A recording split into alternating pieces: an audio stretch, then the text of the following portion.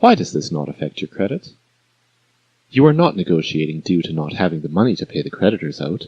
You are negotiating due to the fact that your creditor does not have the proper paperwork proving they are still the rightful owners of the debt. Really, at this point, you can see how the banks have no right to collect anything due to the fact if they sold the debt, they already got paid and no longer own the debt. Were we to forward them the funds, they would be paid twice. The truth of the matter is that the Canadian system is not ready to allow people to fully discharge their debts, but together with a private lender, negotiating a minimum 25% discount while being released from the compound interest trap while not affecting your credit report is a very realistic expectation. The same premise applies to collection agencies. Did the collection agency buy the debt or simply buy a file? Big difference. What collection agencies do is buy a file with your name, phone number, address, and employer. This is not buying a debt. If they bought the debt, they would be able to produce proof of ownership of the debt and the wet ink original contract you signed with your creditor in order to collect. This, in fact, would be the document or asset they purchased.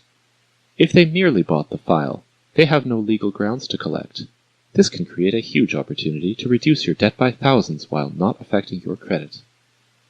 If the collector admits to not owning the debt, but is acting as an agent to collect, the collector must be able to prove their client, your creditor, still owns the debt. If the collector does not have proof their client, your creditor, is still the rightful owner of the debt, this is considered a lack of due diligence on the collector's part. This would mean the collector is acting upon the simple fact your creditor told them you owe them money. This is the same as you calling up a collector and simply telling them you are owed money by an entity and they start collecting simply on your word. Very unprofessional.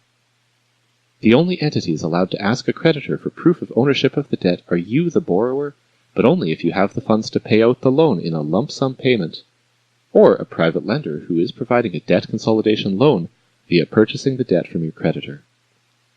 When you, the borrower, and a private lender ask for proof of ownership of the debt together, it is a very powerful combination. Furthermore, to solidify the fact that your creditors could have sold your debt, every one of your creditors in the loan or credit card agreement states they are contemplating selling the debt from the date the contract was signed. The following paraphrase can be found within each agreement you have signed with your creditors.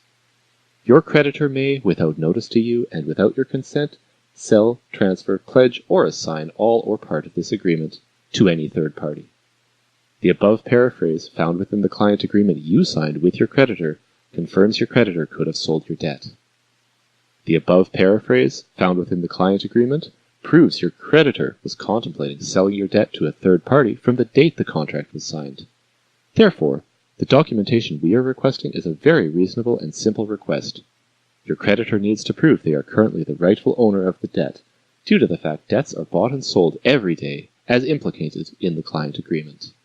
Simply put, your creditor could have sold your debt, as implicated in the client agreement.